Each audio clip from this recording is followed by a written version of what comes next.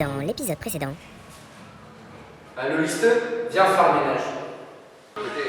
Allô listeux? Ouais, il me faut une cuillère s'il te plaît. Allô listeux? Amène-moi une capote. Merci listeux. Oh oui! Oh oui! Oh comme ça! Oh chaleur!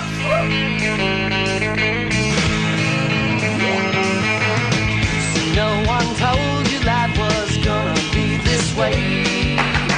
Your job's a joke, you broke. Your love life's the old way.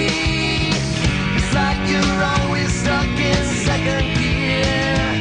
When it hasn't been your day, or even your month, or even your year. But I'll be there for you when the rain starts to pour. I'll be there for you like I've been there before. I'll be there for you 'cause I'm there for you too. Bonjour à tous et bienvenue au débat de ces campagnes BDE 2017. Tout d'abord, on accueille le président des Polytopes, Didier. Bonjour. On accueille maintenant Thierry, le président de Pisotech.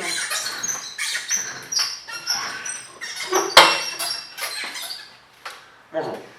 Alors, premier thème de ce débat, la question suivante. Pour ou contre le claquage de cul en milieu non homologué? Je prends la main. Je pense que ce débat n'a pas lieu d'être. Le claquage de cul est une pratique ici qui est utilisée assez abondamment et je pense qu'il faut la garder. Là j'en ai gros sur la patate. Alors arrêtez-moi si je me trompe Thierry, mais il me semble que cette année, plusieurs plaintes ont été formulées contre cette pratique.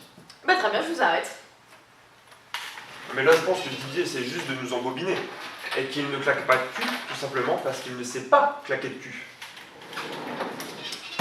Je trouve votre raisonnement Thierry un peu tiré par les cheveux. Et non Thierry, je ne claque pas de cul, tout simplement puisque je respecte l'intégrité de la femme et leur cul dans son ensemble.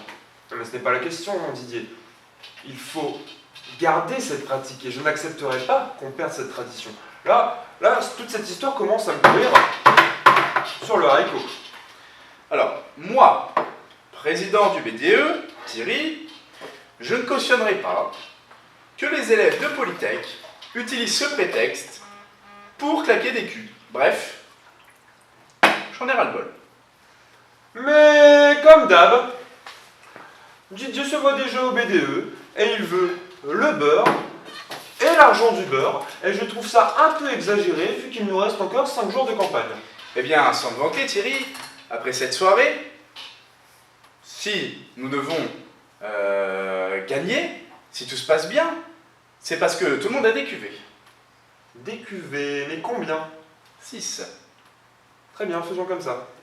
Je vais te raconter une anecdote Thierry, qui m'est arrivée, soit dit en passant, il y a de longues années.